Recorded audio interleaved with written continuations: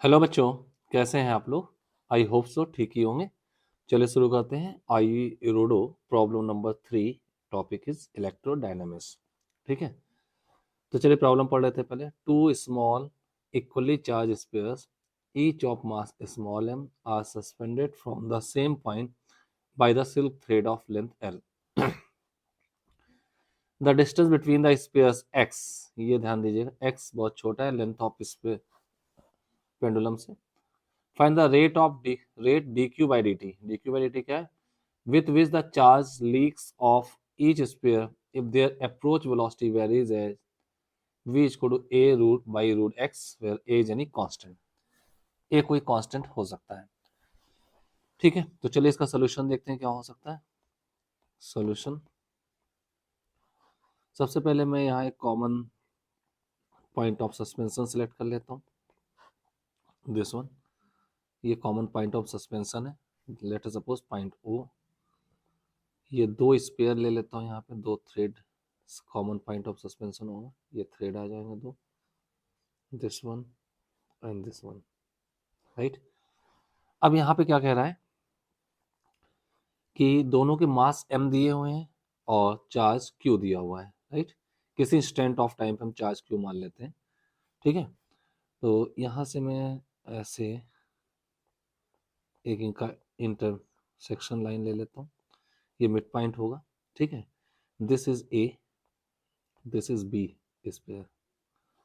अब इनके बीच का डिस्टेंस x दिया है, length of the string is l। ठीक है, अब यहाँ पे किसी एक पर्टिकुलर की एफबीडी बनाता हूँ, मान लेता हूँ इनके बीच का डिस्टेंस x होगा, दिस वन इज x, ये x दिया हुआ है। ठीक है, अब यहाँ पे मैं एफबीडी बनाऊँ तो किसी पर्टिकुलर का एफबीडी, चलिए देखता हूँ, ये mg लग रहा होगा, mg। ये इनका इलेक्ट्रोस्टैटिक रिपल्सन लग रहा होगा, दोनों में चार्ज क्यू है, fe। और ये टेंशन फोर्स लग रहा होगा, t, tension in the string. इस इंस्टेंट पे, किसी instant t equal to t पर मैंने चेक किया है, कुछ ऐसा दिखा, इनके बीच का गैप x था। ठीक है, अब यहाँ पे अगर मैं ये एंगल थीटा ले लूँ, सिमेट्री से दोनों आइडेंटिकल पेंडुलम है, थीटा हो जाएगा। तो अगर मैं इसके कंपोनेंट ब्रेक करूँ, तो कंपोनेंट अगर मैं ब्रेक करता हूँ तो देखिएगा टी के दो कंपोनेंट यहाँ हो जाएंगे। First one is this vertical component, ठीक है, this angle is also theta and this one is this. ठीक है, ये आपके पास आएगा कंपोनेंट टी साइन थीटा, और ये कंपोनेंट हो जाएगा टी कॉस थीटा। ठीक है, अब मैं कुछ पॉइंट्स पहले यहाँ लिख दूँ। ओ ए डिस्टेंस जो है that is O B, same है एज पर क्वेश्चन एल दिया हुआ है, देखिए एल ये लिखा हुआ है ऊपर, दिस वन एल। ठीक है, ए बी डिस्टेंस, इनके बीच का किसी स्टेट ऑफ टाइम में सेपरेशन जो है दैट इज एक्स, ये मैंने लिख दिया। ये दोनों चीजें गिवन है, हमें गिवन है। ठीक है, अब अगर मैं इस पॉइंट को, मिड पॉइंट को सी मान लूं, दिस वन इज ये डिस्टेंस, इस पॉइंट को इसका इंटरमीडिएट पॉइंट सी मान लूं, तो this distance become x by to, तो टोटल डिस्टेंस एक्स थी। ठीक है, राइट। अब हम देखें, अगर किसी स्टैंड, किसी पर्टिकुलर बॉल की बात करें, तो इसके इक्विलिब्रियम की हम बात करें तो इस पे जो भी फोर्सेस लग रहे होंगे वो फोर्सेस कौन कौन से होंगे। तो सबसे पहले हम देखेंगे T sine theta. T sine theta balance करेगा हमारे इलेक्ट्रोस्टैटिक रिपल्शन को, और टी कॉस थीटा बैलेंस करेगा किसको, mg को। इन दोनों से मैं चेक करूं तो डिवाइड कर दूं तो tan थीटा मेरे पास आएगा fe बाई mg। ठीक है, tan थीटा हो जाएगा fe बाई mg। अब tan थीटा की वैल्यू चेक कर लेते हैं। tan थीटा fe क्या होगा, fe होगा 1 या k के टर्म में लिख देते k, दोनों में चार्ज q होगा, चार्ज q है, मास m, मैं यहाँ साइड में लिख देता हूँ। ठीक, ये दोनों गिवन है, तो k q square by x square, ये fe हो गया अपॉन mg। ठीक है। अब यहाँ एक पॉइंट नोट करने वाला है कि वो पॉइंट क्या है, आपसे कह रहा है कि एक्स बहुत छोटा है एल के कंपेयर में, तो if this is very small compare to L, तो ये एंगल थीटा ही बहुत छोटे होंगे। Theta is very small, small है तो साइन थीटा और टेन थीटा लगभग बराबर हो जाएंगे। और साइन थीटा की वैल्यू में देखूं, इस ट्रायंगल में देख लेता हूँ, triangle triangle O C B में देख लेते हैं। तो इसमें अगर देखें तो साइन थीटा आएगा X by two L, X by two upon L, और यही टेन थीटा भी हो जाएगा। तो यहाँ पे हम पुट कर देते हैं टेन थीटा के प्लेस पर। तो इसको हम पुट करेंगे टेन थीटा के प्लेस पर, तो X upon two L equal to K Q square upon X square into M G, इतना हो जाएगा। अब यहाँ से थोड़ा सा हम सेपरेट कर लेते हैं, एक्स को अलग कर लेते हैं, ठीक है। तो आप पास एक्स ये जो है और ये दोनों मिला करके एक्स क्यूब हो जाएगा, X cube equal to K two L upon M G into Q square, ये हो जाएगा। तो अगर यहाँ से मैं चेक करूँ तो क्यू आपके पास आ जाएगा, क्यू इक्वल टू कितना आ जाएगा, M G by two K L, M G by two K L, M G upon two K L into X की पावर थ्री बाई टू, और यहाँ पे इसकी पावर भी वन बाई टू, ये ऐसा आ जाएगा, ठीक है। अब क्यों किसी स्टैंड पे इस पे चार्ज है, तो अगर मैं इस इक्वेशन को डिफरेंशिएट कर दूं तो मुझे क्या मिल जाएगा, देखते हैं।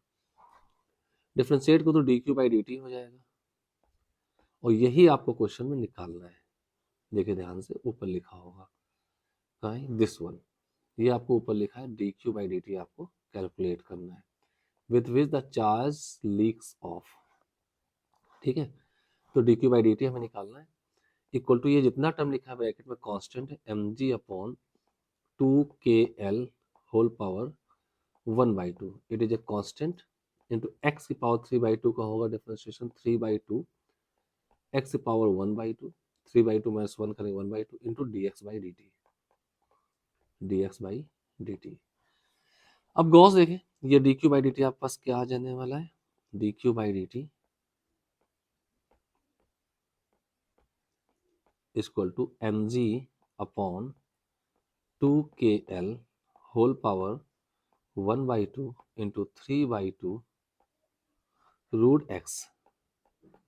अब किसी स्टैंड पे यहाँ पर देखें, इनके बीच का गैप अगर एक्स है, तो एक्स गैप है, तो D X by D T जो हमको देगा वो इनके बीच की वेलोसिटी रिलेटिव देगा, इसी को स्पीड ऑफ अप्रोच कहेंगे। और क्वेश्चन में शायद ये लिखा हुआ है देयर इज अप्रोच वेलोसिटी, तो इसी को अप्रोच, देखिए ऊपर लिखा हुआ है अप्रोच वेलोसिटी, ठीक है, अप्रोच वेलोसिटी हो जाएगी ये,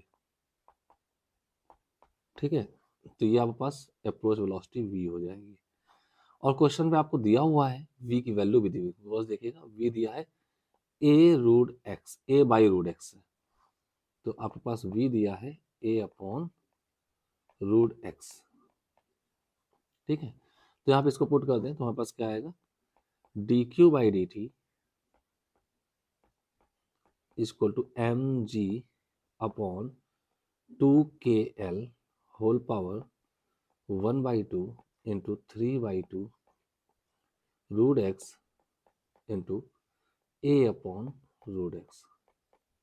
तो ये रूट एक्स कैंसिल हो जाएगा, तो आपके पास वेलोसिटी क्या आ जाएगा, D Q by D T, D Q by D T equal to, पूरा फाइनली इसको हम सॉल्व कर लें तो हमारे पास आएगा three by two A M G upon two K L whole power one by two. ये आपके पास जो है दिस इज रिक्वायर्ड रिजल्ट, यही हमारा रिजल्ट पूछा गया था हमसे, ठीक है। हाँ, अगर आप इसके आंसर की मैच करेंगे तो आंसर की में के की वैल्यू पुट की गई है, के को यहाँ पे one upon four pi epsilon not substitute करके आंसर दिया होगा। तो ये है हमारा रिक्वायर्ड रिजल्ट। ठीक है, आई होप सो मैं ये प्रॉब्लम आपको समझा पाया हूँ। बहुत अच्छी प्रॉब्लम थी, एडवांस लेवल की प्रॉब्लम थी। जेई एडवांस के लिए बच्चों के लिए बहुत इंपॉर्टेंट कॉन्सेप्ट था कि स्पीड ऑफ अप्रोच कैसे समझा जाए, rate of leakage of charge कैसे समझा जाए, जो कि डीक्यू बाई डी आपसे पूछा गया था। कभी कभी इस क्वेश्चन में इसका रिवर्स वैल्यू करके दिया जाता है, डीक्यू बाई डी एक कांस्टेंट है तो अप्रोच वेलोसिटी पूछ लेगा। तो इसमें आप वेलोसिटी निकालनी है, इस स्टेप से वेलोसिटी निकाल के उधर डीक्यू बाई डी की वैल्यू पे रख दीजिए तो भी आंसर आ जाएगा। तो प्रॉब्लम अच्छी थी अपने आप में, एक अच्छा बेस्ट कॉन्सेप्ट था। आई होप सो मैं आपको समझा पाया हूँ। प्रॉब्लम अच्छी लगी हो तो अपने दोस्तों के साथ शेयर कर दीजिए। मिलते हैं फिर नेक्स्ट प्रॉब्लम के साथ। तब तक के लिए keep on watching, stay tune and keep on hard working. Okay, thank you.